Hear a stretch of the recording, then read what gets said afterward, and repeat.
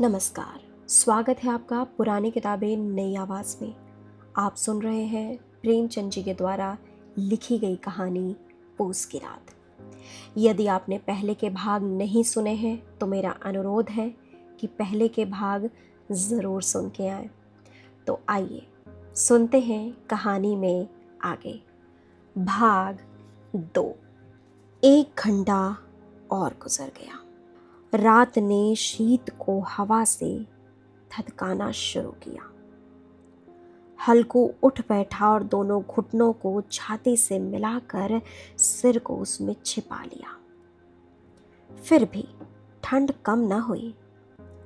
ऐसा जान पड़ता था सारा रक्त जम गया है। धमनियों में रक्त की जगह हिम बह रहा है। उसने झुककर आकाश की ओर देखा। अभी कितनी रात बाकी है। सप्तर्ष अभी आकाश में आधे भी नहीं चढ़े। ऊपर आ जाएगा तब कहीं सवेरा होगा। अभी पैर भर से ऊपर रात है। हल्कू के खेत से कोई एक गोली के टप्पे पर आमों का बाग था। पतझड़ शुरू हो गई थी। बाग में पत्तियों का ढेर लगा हुआ था। हल्कू ने सोचा, चलकर पत्तियां बटोरूं और उन्हें जलाकर खूब तापूं। रात को कोई मुझे पत्तियां बटोरते देखे तो समझे कोई भूत है। कौन जाने कोई जानवर ही छिपा बैठा हो। मगर अब तो बैठे नहीं रहा जाता। उसने पास के अरहर के खेत में जाकर कई पौधे उखाड़ लिए और उनका एक झाड़ू बनाकर हाथ में सुलगता हुआ उपला लिए बगीचे की तरफ चला। जबरा ने उसे आते देखा तो पास आया, दुम हिलाने लगा।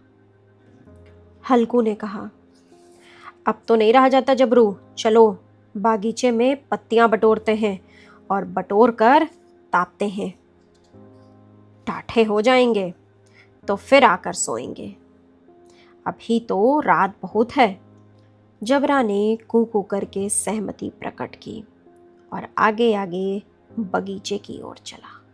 बगीचे में खूब अंधेरा छाया हुआ था और अंधकार में निर्दय पवन पत्तियों को कुचलता हुआ चला जाता था।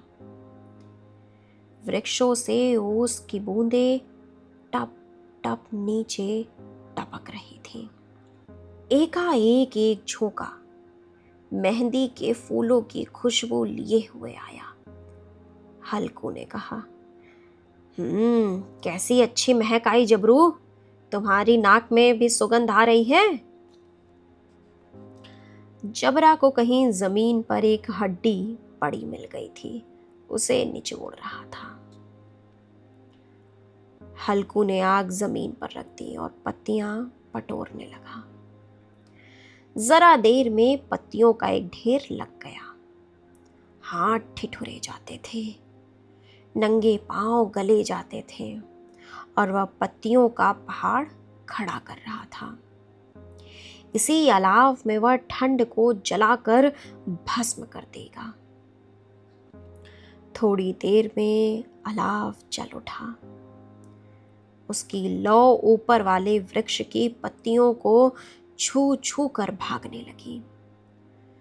उस अस्थिर प्रकाश में बगीचे के विशाल वृक्ष ऐसे मालूम होते थे मानो उस अथाह अंधकार को अपने सिरों पर संभाले हुए हो।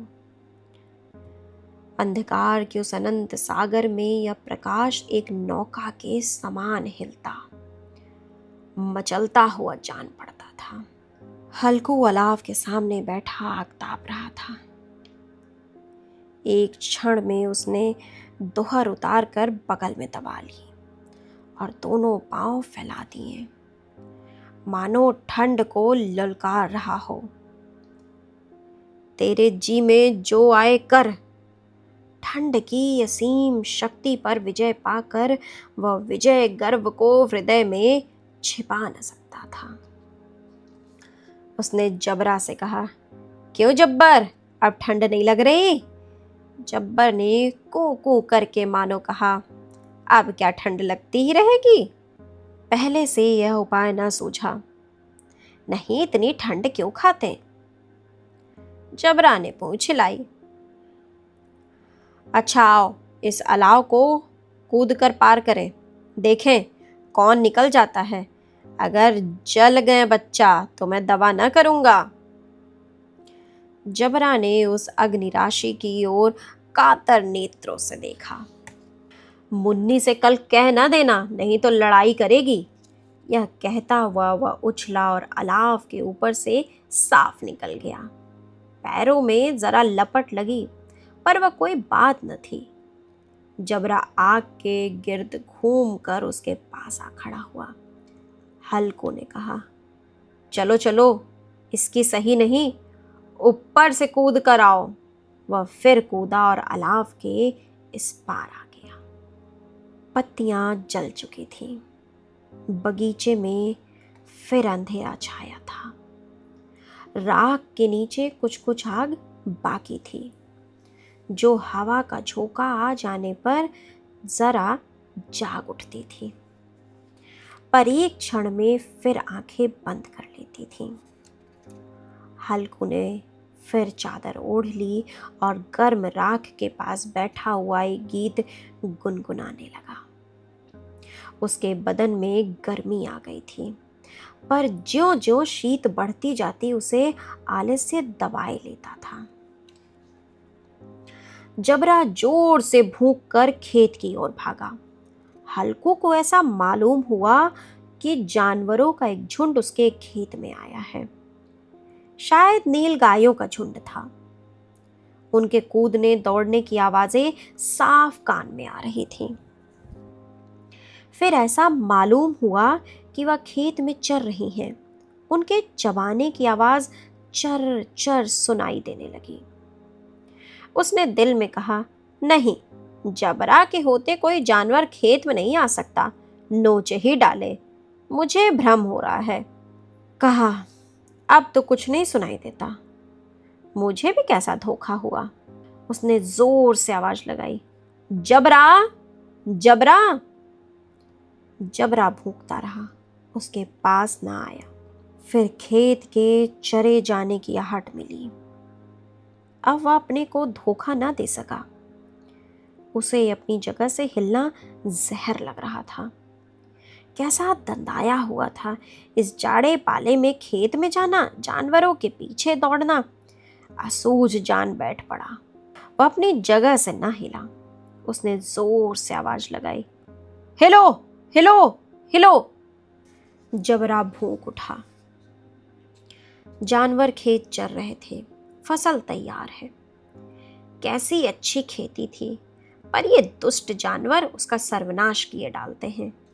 हल्कू पक्का इरादा करके उठा और 2-3 कदम चला, पर एकाएक हवा का एक ऐसा ठंडा चुभने वाला बिच्छू के डंक का सा झोंका लगा कि वह फिर बुझते हुए अलाव के पास आ बैठा और राख को कुरेद कर अपनी ठंडी देह को गरमाने लगा। जबरा अपना गला फाड़े डालता था। नील गाय खेत का सफाया किए डालती थी और हल्कू गर्म राख के पास शांत बैठा हुआ था। अकमण्यता ने रस्सियों की भांति उसे चारों तरफ से जकड़ रखा था।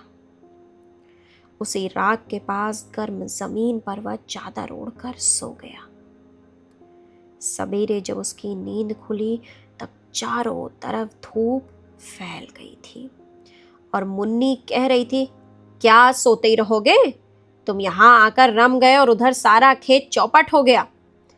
हल्कू ने उठकर कहा, क्या तू खेत से होकर आ रही है?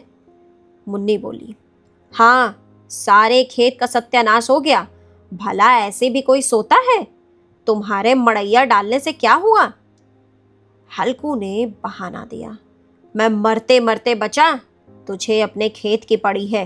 पेट में ऐसा दर्द हुआ कि मैं ही जानता हूं। दोनों फिर खेत की डांड पर आए। देखा सारा खेत रौंदा पड़ा हुआ था और जबरा मड़ैया के नीचे चित लेटा है, मानो प्राण ही न हो। दोनों खेत की दशा देख रहे थे। मुन्नी के मुख पर उदासी छाई थी, पर हल्कू प्रसन्न था।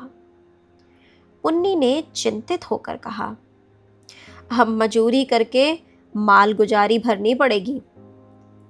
हल्कू ने प्रसन्न मुख से कहा, रात की ठंड में यहां सोना तो न पड़ेगा। तो ये था मुंशी प्रेमचंद जी द्वारा लिखी गई कहानी पूस की रात, जिसे आप सुन रहे थे। यदि आपको ये कहानी पसंद आई हो तो शेयर करें इसे अपने दोस्तों, रिश्तेदारों के साथ। साथ ही कमेंट करके अपनी प्रतिक्रिया ज़रूर दें। ऐसी और भी कहानी को सुनने के लिए जुड़े रहिए पुरानी किताबें नई आवाज़ के साथ। चैनल को लाइक करें, सब्सक्राइब करें, शेयर करें। इसके साथ ही आप पुरानी किताबें नई आवाज़ को इंस्टाग्राम पर भी फॉलो कर सकते हैं। धन्यवाद। तब तक आप अपना बहुत ध्यान रखिए। मिलते हैं किसी नई कहानी के साथ।